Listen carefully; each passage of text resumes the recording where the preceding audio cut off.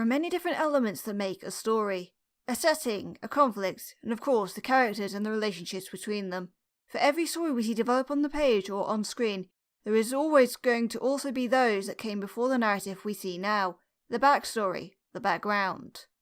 In this installment of Harmony and Horror, the focus is put not onto just Henry and the son of Martin, Thomas, but also Arthur Greywinder, and Martin's relationships with him get a little bit more subtle building up in this video, at least to some extent. The Miracle Child mainly focuses on the connections between these three male members of the family, and I'd like to suggest what I think it tells us about them.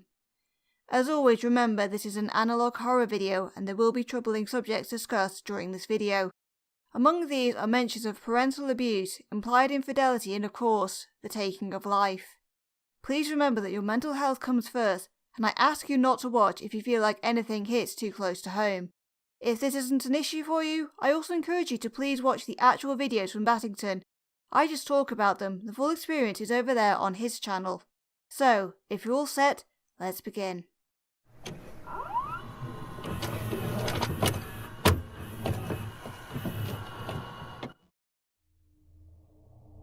The video starts with a warning, listing off a few of the things the video will contain. This is overlaid over a field background which brings to mind the Rest Assured tape, although it doesn't actually appear in that video. The field is full of red flowers, probably poppies, which are heavily associated with remembrance. Eventually, the warning fades and the scene glitches off screen. We then move to a scene of a bedroom, and we hear a conversation between Martin and Gloria. Firstly, we hear footsteps walking down a corridor, sounding like shoes on an uncarpeted floor. Gloria is calling out for Martin. Then we hear a door creak open and Gloria finds Martin. She begins to tell the man about a puppy a friend of hers had found in a crawl space, then realises from the man's size that something is up. She inquires and Martin confesses that he's been to the doctor, and Gloria asks how it went, asking if he said yes. Martin confirms that he said no, and Gloria is sympathetic before saying that maybe they can instead adopt one. Martin, however, rejects this immediately, saying that he can't take care of someone else's kid, and doesn't want one if it's not his blood, which clues us into what they're discussing, the possibility of having children. This upsets Gloria, who asks Martin to consider the options, but Martin insists that he has, and his one chance of having a child was thrown down the drain, getting irate in the process. Gloria then tells him not to raise his voice to her, saying she's not his father. Martin then apologises to her, saying he needs time to think, but then locks himself away in the basement to work as the scene fades out on Gloria crying. We then begin a new segment of the video, one focused around a child named Eddie Miller on Christmas Eve night. We first see a letter to Santa, asking for a new Henry doll, saying that they had wanted a Stitch Buddy last year, but they didn't work. This one fades out, then we see a note that says Eddie is going to try and capture Santa on camera this year, and that he plans to stay up all night. It then switches to a point of view shot as a loud bang is heard, and the person whose eyes we're seeing through, probably Eddie's, gets up from where he'd been lying down. We hear creaking and the distant sound of Santa Claus is coming to town as he looks around. He looks up at what seems to be a skylight and we hear another loud noise, obviously coming from the roof above. We're then shown another note in which Eddie is clearly excited to hear Santa on the roof. He says that he's going to capture Santa on film for his parents, who aren't home yet. We then go back to Eddie's point of view as he comes around the corner of the stairs to see a large figure standing by the Christmas tree, with the Christmas song still belting out and louder now, so it seems like the song might be being played in the living area downstairs. Even with its back to us, we can see that the figure is not Santa, instead being large, pink and fleshy. Eddie takes a photo and the figure turns, showing off a massive head with a large chin area, massive dark eyes, a dark hole where a nose would be, and most noticeably a large mouth full of long sharp fangs. We then see Eddie running down a hallway, a loud roaring behind him, and we turn to see the creature chasing, squeezing itself down the corridor. Then we see Eddie behind his bedroom door, backing away from it and hiding in his wardrobe as the creature enters, searching. We can hear Eddie's scared panting as he tries to catch his breath and not be found, but the monster turns its head and looks towards the crack in the door. There is a pause, and then we hear a running and a gasp as something else runs to the wardrobe doors and the footage cuts. We then see one final note simply reading, "That's not Santa." Next we are presented with a screen that reads Arthur's speech. We hear applause and a recorded speech plays with images underneath to correspond to what is being said. We hear first microphone feedback, someone tapping on the mic, and then the speech begins as we see a photo of a man standing on stage in front of a podium and mic, his face blurred out. The man introduces himself as Arthur Greywinder, and a photo of Arthur is put up on the screen. He says he's the founder of Harmony Playing Corporation, and then mentions his brother, who he refuses to speak the name of as we see a photo of the clown. He then goes on to talk about the damage Martin caused, mentioning that he himself was announced dead 7 years ago as we see a tombstone that reads, Arthur Greywinder, the man of happiness, loved by all, R.I.P. January 6th, 1952, January 6th, 1993. Arthur then goes on to say he had recently been discovered alive and well on February 21st, 1993, as we see a newspaper article that covers that event, with the paper dated Sunday, February 28th, 1993. From this we learn that what happened to the Greywinder family happened in 1985 and is dubbed the 1985 Martin the Maniac incident. It also says that his face has been scarred to such a point as to appear like the skin was melting, but that Arthur made a recovery within a week. It also mentions that he was going to be giving a speech on March 1st, which we can assume is the one we're listening to right now. We then see another shot of the man standing at the podium from another angle, slightly behind him. There is no blur this time, and it looks pretty similar to the photo of Arthur Greywinder we saw earlier. He says that as much as he'd like to change things back to how they were, he can't. He even notes that the skin on his face is just a fake replica of what once was, being plastic placed on there to hide the aforementioned scarring. We see a close-up of two eyes in a face that has one side covered over with a smooth plastic mask, as well as the mask itself separately, and seems to be what Arthur is referring to in this part of the speech. He however says that while he didn't recognise his face earlier this morning, it is the people we truly love who can pull us back to ourselves when we see ourselves as monsters. During this part of the speech we see the common photo of Martin that we've seen before, but then we see another photo of Martin in a waistcoat and bow tie. Arthur says he is scared to bring back the memories of the past, but says that the summer of '85 is long behind them and that they can build a better future. He then talks about the building he is supposedly stood in front of, or maybe stood in front of a photo of, and we see it appear on screen. It is a giant complex called the Harmony Arcadia, and from posters along the wall we can see some of the new generation of Harmony toys, including the Fuzzy Buddy and the Ice Cream Man. Arthur announces the Arcadia's grand opening, calling it the home of happiness as the audience applauds again. We are told it is a place of more than just entertainment, with an arcade, toy store, play area, temporary pet shelter, daycare, a cafe. The Arcadia has a lot of different places all under one roof. We are then told that the security system for the Arcadia is made up of the new Henry dolls, and we see a blueprint of the standard model with details to the side. Just before the blueprints go off screen, we see this part down here which I thought might have been hex code again, but I can't get any results. It's similar to this one here from screen about the original Sophia prototype though, and similarly might be nothing, but if you've any ideas, let me know. Arthur then makes another announcement. He is not the only victim to be returning home. He then welcomes on stage 8 others that Martin had killed, and we see photos on screen with blurred faces and information about their remains being found at the Greywinder home. Arthur says how great it is to see them home with their loved ones, and signs off, but the final person of the 8, Martha Clementine, instead gets a caption that reads, "Remains never found." Martha's name disappears off screen, leaving only "Remains never found." Then this too vanishes along with the photo frame, and the sound is cut off as the screen garbles and glitches. Martha's pixelated image is tinted red, and there is only a static humming heard in the background as the image morphs to make the eyes large and dark, and the mouth a gaping, horrified expression, and a distorted groaning sound becomes audible. We then have another scene start flickering on screen in the background, one that depicts what looks like a colourful room of toys with a white-clad figure sitting on the floor, large red splashes of blood around her. As this is seen, a piece of strange audio plays that almost sounds like there is a scream layered underneath. Eventually this becomes the dominant image, and only one small square of Martha's image is seen over the white figure's face. Then finally Martha's distorted face is stretched over a black screen, before everything cuts to full black. After a few seconds, the screen goes blue and we see the M&A Harmony Toys logo fly on screen. The screen then fades in on the original Henry doll from the mid-torso upwards in a room with a checkerboard background, but he's eyeless. He greets us and asks what's wrong. Then he realises it's because he is currently eyeless and explains that while he was playing tag with Stitch Buddy, he tripped and fell apart. The camera then moves back to show Henry as a torso and head sat on the floor with his arms, legs and eyes scattered around him. Behind him are two red pillars and underneath is a purple carpet with green rectangular patterning.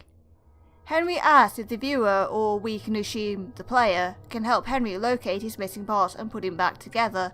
Upon agreeing, Henry says that we are sweet, but the video flickers out and we get a scare of Henry's face with realistic eyes coming at the camera with a high-pitched sound before it goes back to the game. Cheerful music plays as first Henry asks for his arms, which are placed in one by one, with each successful placing going back to the close-up shot as Henry makes a pun related to said body part. However, after the first arm is placed and we go back to the full view, the background has become a little bit darker behind Henry. He then asks for the player to locate and reattach his legs, but after the first one is put back in place, the music stutters and stops. The full view is now tinted red and the player locates and replaces the second leg, which triggers another zoom at camera scare. There is some garble in feedback, and when we go back to the full view now, we can see the clown lurking behind the left hand pillar in the background as an audio cue that hints at danger plays. Henry asks for the player to locate his eyes, but nothing happens. At first Henry repeats some dialogue that sounds like prompting idle dialogue, but it quickly morphs into him talking about someone hiding, tells the player to hide, and then asks simply, "Are you scared?" The player then finds Henry's eyes, and as Henry says, "Great job," everything but the highlighted eyes disappear. We then hear Henry ask you to put them back in, and we see Henry eyeless, blood covered and lying down on a medical table. A discordant little piece of music with what sounds like a heartbeat rhythm plays as a hand in a blood-coated surgical glove then reaches over and pops in first one, then the other eye, both of them looking disturbingly real, which isn't helped by the squelchy noises we hear as this is done. It then switches to a scene of a bedroom with the camera showing the point of view of the person in the bed. In the open doorway we can see the clown and we hear Marty's voice telling Thomas that it's time for his surprise. A tinkly little tune begins to play which quickly turns into something disjointed and more disturbing as images flash on screen. Most of these are Henry related, including this one here taken from the end of I Want a Toy, but a few of them relate instead to the puppeteer, most obviously this one, but also this one which I think has been taken from the attend scene of 1, 2, 3 Count With Me. We also see a newspaper article which talks about two graves being dug up in November 1985, the graves of the two boys who died during the Harmony broadcast incident, as well as the photo of a woman. The last image is Marty's photo in cloud makeup before the tune skips as another figure is lit up from inside Thomas's wardrobe, the Ice Cream Man. The Ice Cream Man then appears by the bed, and as we watch he makes a terrible groaning which turns into a roar, hinges open the jaws to show his sharp teeth and lunges at the camera, causing it to glitch out. After a few seconds of black screen, we fade in on a single bed in the same room, covered in blood where the child who occupied it would have been sleeping. This actually adds meaning to a sequence we saw in a previous video, where we saw the Ice Cream Man sneaking up on, then attacking a Henry doll. The next clip is another conversation between Martin and Gloria, and this time the background is of a cluttered room with a checkered floor and many colourful items piled up hanging from the ceiling and so on. Gloria has just arrived home and Martin asks her how her council meeting was, but Gloria hesitantly tells him that there was no meeting. Confused, Martin asks what she means. Gloria asks if he remembers how she's been feeling unwell for the last few weeks, and then says that she went to see the doctor as he'd been telling her to instead of going to a council meeting. She shows him something, a pregnancy scan which we then get to see on screen too. Martin asks if this is real, if he's really going to become a father, and Gloria confirms that it's true. Martin is overjoyed at this, if slightly confused as he thought the doctor had said he couldn't have children. Gloria assures him that it was little to none, the doctor said, and yet here they are, about to become parents. Martin asks if she knows what it's going to be, and Gloria confirms that their child is going to be a boy. Martin then says he can't wait to tell Arthur, and Gloria says yes, he's going to be a proud uncle. She then sums up their future as you, me, and our miracle child, to which Martin replies, yeah, our miracle child, as the scene fades out. We then see a note surrounded by tubs of coloured pencils written out about a child who has made a new friend. A scary looking but shy one. They wonder if this means they actually now have an imaginary friend. They also note that a new Henry toy is with them, and we can see illustrations of both the friend and the Henry at the bottom, which tells us that the friend is actually the puppeteer. The child says that they're going to take a photo of the friend to show their parents when they get back. We then see the letter is on a wooden floor as the child looks up in the dimly lit room at the puppeteer looking away from the camera standing in the corner of the room. The child grabs his disposable camera and snaps a photo, which causes the puppeteer to startle and turn. We then see a photo of the puppeteer lunging at the camera before we see another note from the child. They note that their new friend, who they've dubbed Mr. Handy, doesn't like having photos taken of them and started crying, but says that he hugged them when the child apologised for trying. We then see another note saying that the Henry toy had come up to the child, and we can see its feet and a hand at the top of the screen, asking to tell them a story, to which the child replies that they love stories and hopes that she doesn't use too many big words. We then see more notes with the Henry doll's hand lurking nearby, which suggests that it is now the toy writing rather than the child. It is told in a rhyming poem which details how this Henry became as she is. We hear that she no longer remembers her name but knows that the toy's eyes are not hers, and that she was somehow turned by the lullaby which allowed something to enter her body. The next note continues the story as a high-pitched whine starts to play. She saw a tall, dark figure striped black and white with a blood-red grin and tried to crawl away. They then told her it was better this way and told her to say goodbye and it would be okay if she listened to the lullaby. She began to relax being told this, but then he ripped out her... And although the last word is not written, by following the rhyme before it we can guess that the final word is spine. As this last note is on screen we begin to hear weeping, a distorted female crying. The screen then shows the final bit of the note before showing the last unfinished line. We then see a drawing of the clown on a black background, long gangly limbs sticking out from his body, and with a face that looks to be laughing. We then have this scene glitch out and see a series of scenes we've already previously seen here in this video. However, we see an extra part, a clip that plays after the Henry doll is shot. As the toy lies motionless on the floor, someone fires off many more shots towards something that roars, probably the puppeteer, before the video is lost. We then see a film countdown before an advertising or promotional video begins. The video starts by talking about how it's difficult to protect our children in this world and how not every guard dog is fit to guard, showing a fuzzy buddy being threatened by a knife-holding shadow. The voiceover then says that because of this, at Harmony Arcadia they put their trust in the Henry security puppets, and one of the standard models appears to stand in front of and protect the fuzzy buddy. We see another image of the outside of the Harmony Arcadia, then see a shellless Henry puppet being shot as the voiceover talks about how the Kevlar infused resin cast can stand up to any firearm, and the Henry turns and gives a thumbs up to the camera. We then see a demonstration of the Henry puppet's spring limbs as he punches two wooden man-shaped targets either side of him. We are told that they are connected to a criminal database and have optical cameras to spot potential threats before they enter the building, and we see a Henry checking and passing a row of crash test dummies before spotting one wearing a clown face and grabbing it by the neck, extending his own neck in the process. At this point the promotional video's music gets stuck and the image glitches out, showing something red underneath which might be distorted from Henry's attack, but also looks very much like a horned head to me. The video then continues by going over the three different types of Henry security puppets.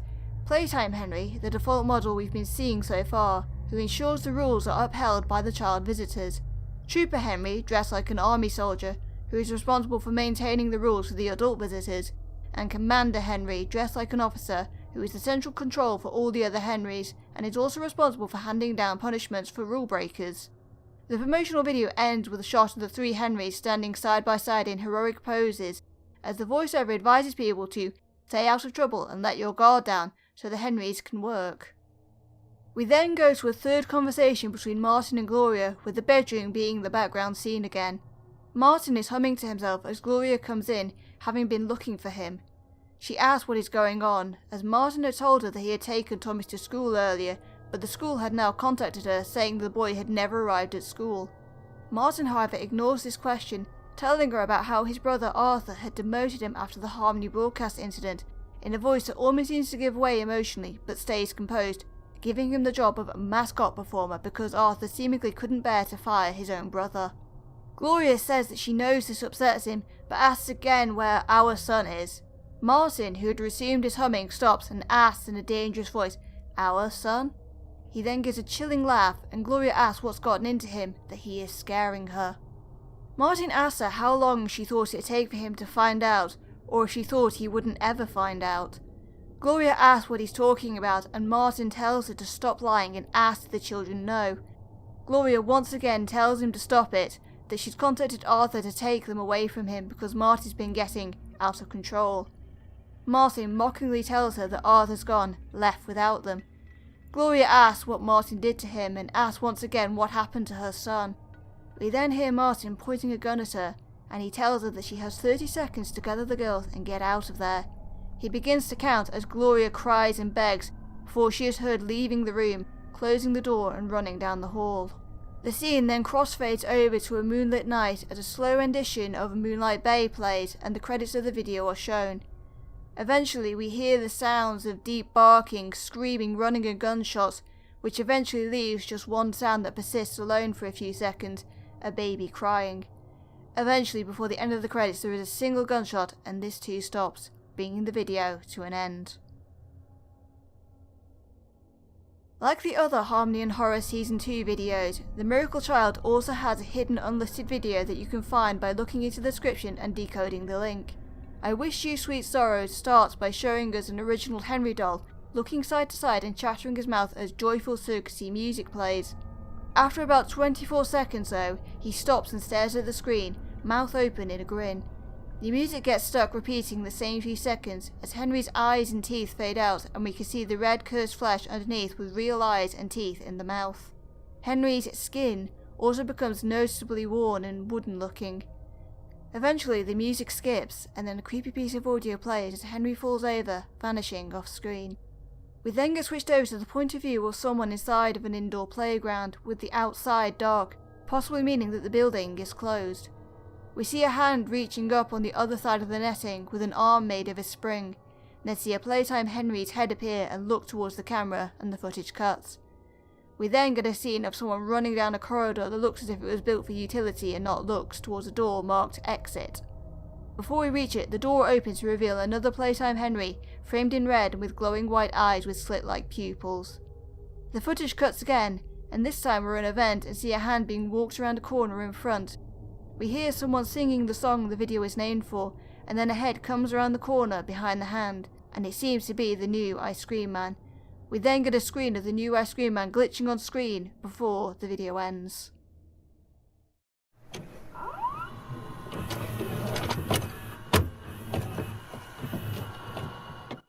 The Miracle Child is probably the first video in Harmony and Horror's second season to focus more heavily on events that happened before and during the first era of Harmony toys, filling in some story we didn't already know, and adding more detail to things we've already seen before.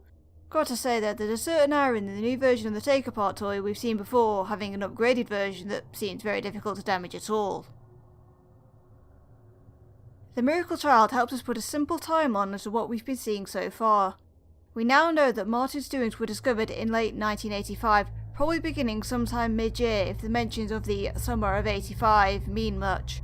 We also see that the second wave of Harmony toys is taking place in 1993, possibly having even started the previous year in 1992. But March 1993 is when Arthur announced and opened the Harmony Arcadia, heralding what seems to be a comeback for the company. We also learn some of the backstory of the Greywinder family, at least regarding the journey to parenthood that Martin and Gloria went through. It seemed that Martin had some medical problem that was stopping him from fathering a child, yet they were blessed with a miracle child, Thomas, the son of Martin and Gloria. From there they also gained two daughters, Macy and Ava, but at some point Martin began to suspect that his wife was having an affair, and from the Goodbye Arthur video in which Martin says to his brother that he knew something was going on between Gloria and him, it seems he thought that Arthur was the one she was having an affair with. This seems to have led to what happened that night when he slaughtered his family, the reason he killed them all. He thought his family wasn't his at all. In fact, I do wonder if growing suspicions might have fueled his abusive attitude towards Thomas, as we hear detailed in the final part of I Want a Toy, and possibly hinted at slightly during the interview with Detective Stewart. Do you know why you're here today? Does it have anything to do with me harming my family? Your son? No. Although I hope we don't have to have that talk with you again. We do understand a little bit more of what happened to Gloria and Macy though if we put together the sounds we hear over the credits with footage from She Can't Sleep.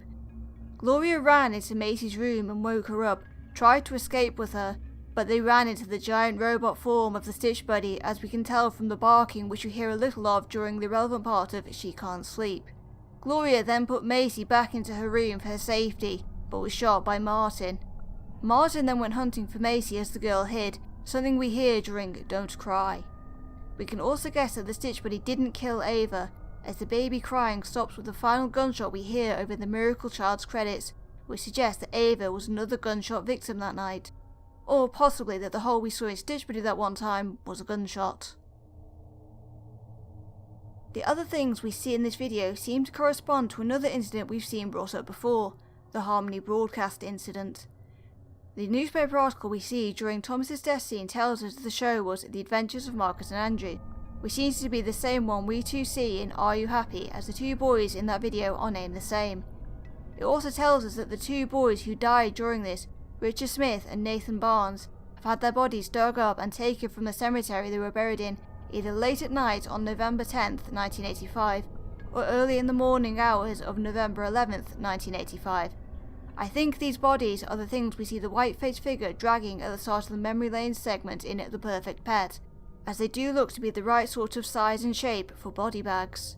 Detective Stewart is mentioned to be the one conducting the investigation into the disappearance of the bodies, which does correspond with what we hear in his interview with Martin in Rebirth, and further supports the idea that he's been investigating the Grey Winder mystery for a while at this point.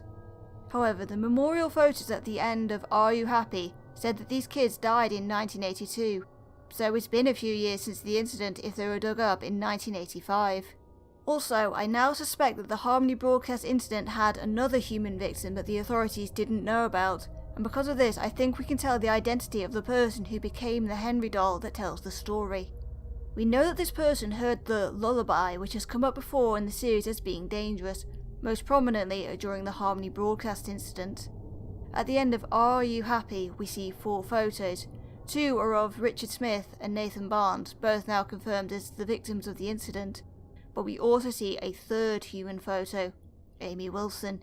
Martin's interns we find out during the interview Stewart gives Martin in Rebirth, an intern who vanished. And underneath her photo we see the words, "She stopped screaming when her spine came out."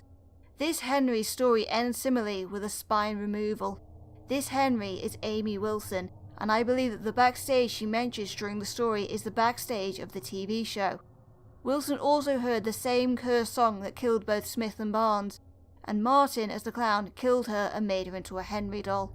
The photo of a woman that appears during Thomas's death scene does seem to resemble the photo of her with the covered face we saw before, which would explain why it appeared in this sequence.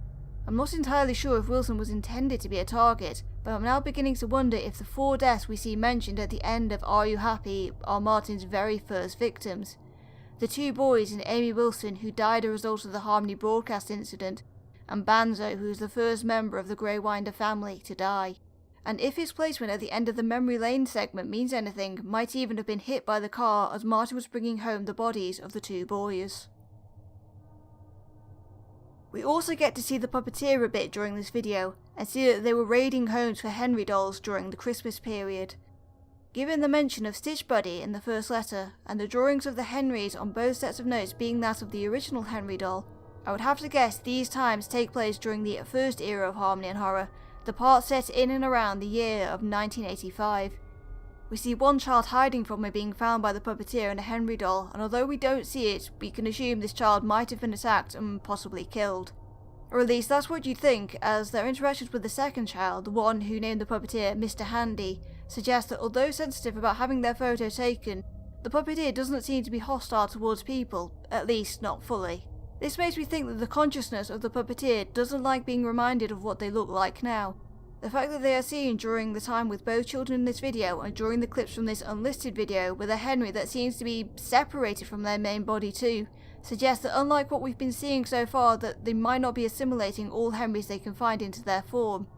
It almost feels like the puppeteer might be looking out for Henry dolls either to protect them, or potentially looking for one certain Henry or a few certain ones. It also feels like by the time both Eddie and the second child met the puppeteer, they hadn't yet found more than a single Henry doll. The question I'm wondering now is, do we know for sure who the puppeteer is yet? So far the most likely guess seems to be Arthur, / the Ice Cream Man, as it has been for a while. This video does give us details that could be used to say Arthur became the puppeteer. For example, we know that Mr. Handy didn't like having his photo taken, which suggests they didn't like being reminded of what they looked like, and in his speech in 1993, Arthur described himself as a freak under the plastic skin he wears on his face. There's also the puppeteer's constant seeking of Henry dolls, and if we believe that Arthur is Thomas's true father after all, then he could be looking for his son. Another possibility is that if Arthur is the puppeteer and has returned back to civilization, that the 8 people who came back with him were most of his accompanying Henrys, except that the 1, 2, 3 Count With Me video has shown the puppeteer with 9 Henry dolls in the past. So if Arthur is the puppeteer and the 8 miracles are his Henrys, one of them has somehow gone missing. Finally, let's discuss Arthur and Martin and what we see of them in this video. The first thing to mention briefly is that reference to Martin's father by Gloria in the first clip. This could mean that the father of the Greywinder brothers wasn't a great one to them, and this could be behind Martin's obsession with making the perfect toy that is beloved by all. It could even be that Arthur was the favourite and Martin the scapegoat, but that's purely speculation at this point. Before this video, it seemed that Martin's reason for getting rid of his family was simply because they were irritating him, getting in his way when working, and, in Arthur's case, about to take away the family and possibly reveal Martin's actions to the world. Now though, we see the central reason why he does it. He thinks his family isn't his. It could be that afterwards he made the kids into toys as an attempt to finally make them his kids, while burning Gloria's body because she betrayed him, which is also why he rejected her pleas in Please Come Back to Me. Arthur also seems to have pushed some buttons with his actions after the Harmony broadcast incident, as through his desire to keep his brother working with Harmony Play Inc., he seems to have humiliated Martin by giving him the job of mascot performer. This explains why he then makes Arthur the Ice Cream Man, paying him back for this humiliation. I do think though that given we see Martin talking about the Ice Cream Man in Goodbye Arthur as if the mascot is new, that the Ice Cream Man wasn't the mascot Martin was supposed to perform as. I actually think that the mascot in question was the clown, and Martin then adopts this guise as his serial killer outfit, given that Martin is known as a killer clown to the wider world after it is discovered what he'd done. We can also see that Martin has a bit of a sick sense of humour, because not only does he make Arthur a mascot as his brother tried to do to him, but he then makes that mascot containing Arthur kill Thomas, the boy who Martin thinks is Arthur's own son. All in all, as of the night the Greywinder family died, Martin really hated both Arthur and Gloria. Arthur, on the other hand, we learn was the founder of the company that Martin made toys for, and is the central point to a lot of questions I still have after this video. And the main, of course, being, is that really Arthur who has returned to the company in 1993? A lot of people think that Arthur is actually Martin just pretending to be his brother to get back to work with his killer toys, and while I'm not 100% sure that that's the case, it's certainly possible.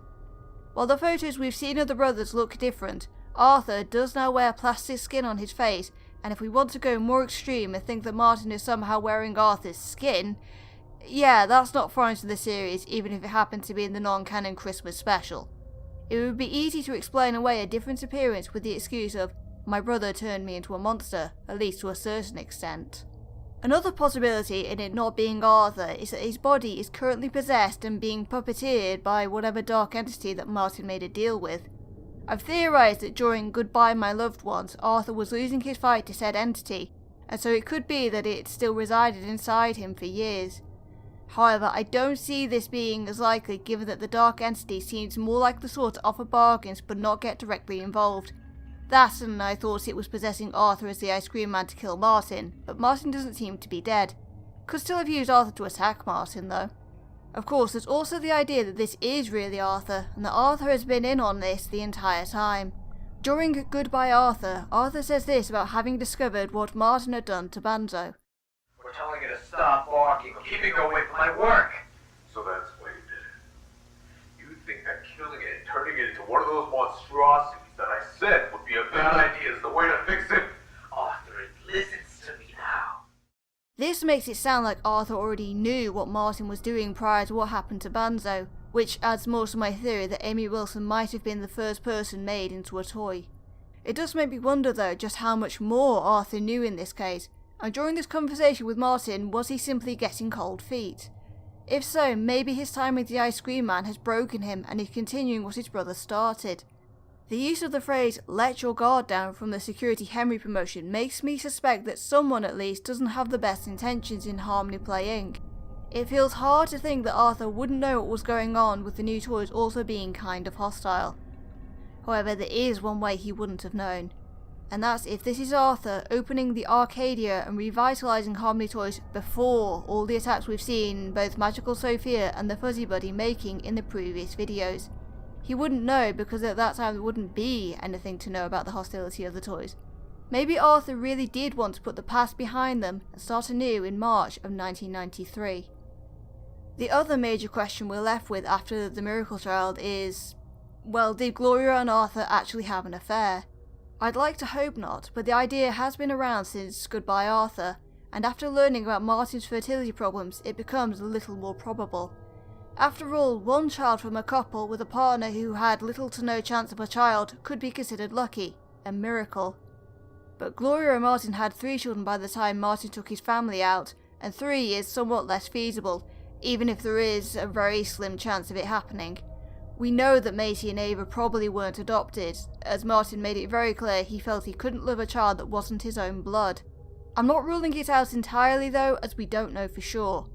Gloria even sounds a bit hesitant when Martin says he's going to tell Arthur he's about to become an uncle during this video. There's also the fact that viewing a lot of past videos in the light of an affair, a lot of previous dialogue from both Arthur and Gloria seem to make a lot more sense in words chosen. And you took it out on me. You took it out on it, on my family.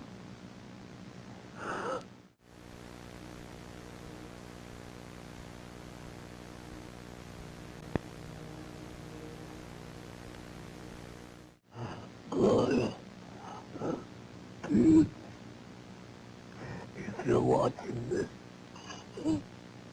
I love you.